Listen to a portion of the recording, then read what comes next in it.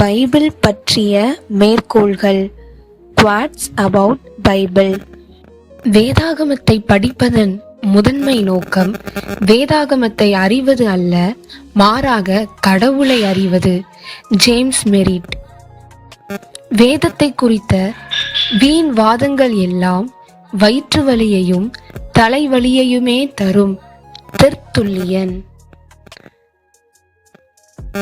உங்கள் அலமாரியில் எத்தனை விதமான வேதாகம சேகரிப்பை வைத்திருக்கிறீர்கள் என்பது முக்கியமல்ல, உங்களுக்குள் வேதாகமம் எவ்வளவு சேமித்து வைக்கப்பட்டு உள்ளது என்பதே முக்கியம். வெண்டி ஸ்பீக். மனிதனால் ஏற்படுத்தப்பட்ட நரகம் போன்ற கொடிய வேதனைகளை நான் அனுபவித்து இருக்கிறேன். என்னை நம்புங்கள், நான் வேதாகமத்தின் வாக்குத்தத்தங்களை சோதித்தேன். நீங்கள் அவற்றை நம்பலாம். கோரிடன் பூம். வேதம் வாசித்து ஜெபி, ஜெபித்து வேதம் வாசி. மனிதரிடம் இருந்து வரும் பெரிய காரியத்தை விட கர்த்தரிடம் இருந்து வரும் சிறிய காரியமே உயர்ந்தது. ஜான் பனியன். நீங்கள் உங்கள் வேதாகமத்தை திறக்கும் போது ஆண்டவர் தம் வாயை திறக்கிறார். Mark Patterson. வேத வாக்கியங்களின் சாட்சியினால் நான் திருப்தி அடையும் வரை அல்லது தெளிவான காரணங்களை காணும் வரை நான் பின்வாங்க மாட்டேன். தேவன் எனக்கு உதவி செய்யட்டும். Martin Luther. வேதாகமம் என் விருப்பத்தை சீர்படுத்துகிறது, என் உணர்ச்சிகளை தூய்மைப்படுத்துகிறது, என் மனதை தெளிவுபடுத்துகிறது, மேலும் என் முழு வாழ்க்கையையும் தட்டி எழுப்புகிறது. Stanley Jones. நம்முடைய ஜெபங்களில் நாம் ஆண்டவரிடம் பேசுகிறோம். வேதத்தை படிக்கும்போது ஆண்டவர் நம்முடன் பேசுகிறார். மேலும் நாம் பேசுவதை விட ஆண்டவரை நம்முடன் பேசவிடுவதே நல்லது. டி.எல். மூடி.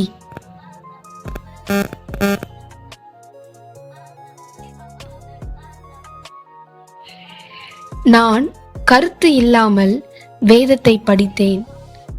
என் அவசரம் என் காதை மூடிவிட்டது. பின்னர் ஜெபத்துடன் நான் மீண்டும் ஒரு முறை படித்தேன். இந்த முறை ஆண்டவரின் சத்தத்தை என் இதயம் உணர முடிந்தது. கஸ்டாப்சன். உங்கள் இதயங்கள் கொழுந்துவிட்டு எரியும் வரை வேதாகமத்தை படிப்பதை விட்டுவிடாதீர்கள்.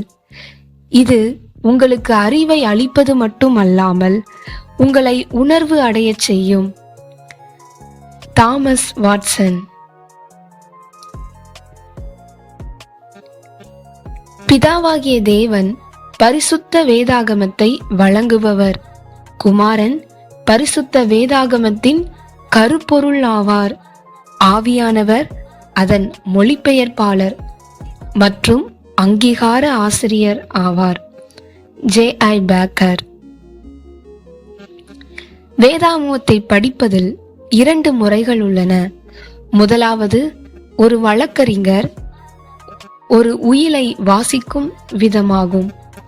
இரண்டாவது, ஒரு வாரிசுதாரர் அந்த உயிலை ஏற்றுக்கொள்ளும் விதமாகும்.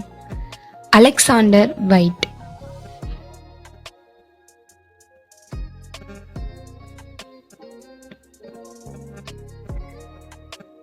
உங்கள் வீட்டிற்கு மிக அருகில் உள்ள சபையை தேடாதீர்கள்.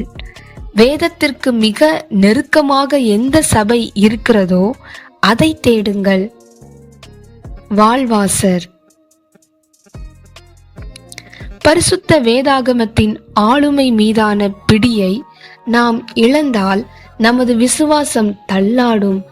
பரிசுத்த வேதாகமத்தின் அதிகாரத்திற்கு நாம் நம்மை ஒப்பு கொடுக்க வேண்டும். அது ஒருபோதும் நம்மை தவறாக வழி நடத்தவோ அல்லது தவறாக வழிகாட்டவும் செய்யாது. புனித அகஸ்டின். என்னுடைய பைபிளில் இருந்து தடுப்பது எதுவாக இருந்தாலும், அது எனக்கு பாதிப்பு இல்லாததாக தோன்றினாலும் அது என்னுடைய எதிரியே. A.W. டோசர்.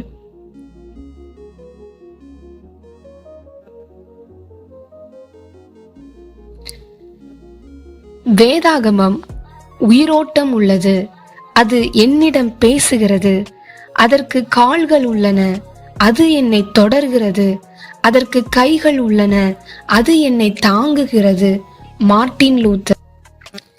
வேதம் என்பது நம் ஆன்மாவின் கரும் புள்ளிகளை காட்டும் ஒரு கண்ணாடி. மேலும் அது அவற்றை சுத்திகரிக்கும் ஒரு ஒப்பற்ற கருவி. Thomas Watson. வேதாகமம் என் தேவாலயம். அது எப்பொழுதும் திறந்தே இருக்கும். என்னை வரவேற்பதற்கு என் பிரதான ஆசாரியர் எப்போதும் எனக்காக காத்திருக்கிறார். நான் விரும்பும் அனைத்தையும் அங்கு பெறுகிறேன். Charlotte Eliot.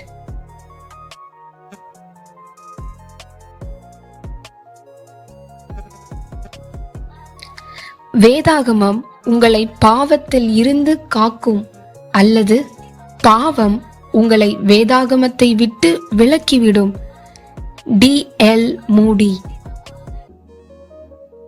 நாம் எப்படி வாழ வேண்டும் என்று வேதாகமம் நமக்கு போதிக்கிறது. பின்னர் பரிசுத்த ஆவியின் உள்ளார்ந்த உதவியுடன் அப்படி வாழ்வதற்கு அது நமக்கு உதவுகிறது. When they speak. நாம் புரிந்து கொள்ள முடியாத வேதாகமத்தின் பகுதிகள் என்னை பாதிக்கவில்லை.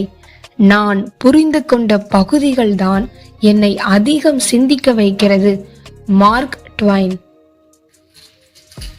வேதாகமத்தை பற்றிய நல்ல புத்தகங்களை படிப்பது வேதாகமத்தை படிப்பது போன்றது அல்ல. எப்பொழுதும் வேதாகமத்தை படிப்பதற்கே முன்னுரிமை கொடுங்கள். Dustin Benge.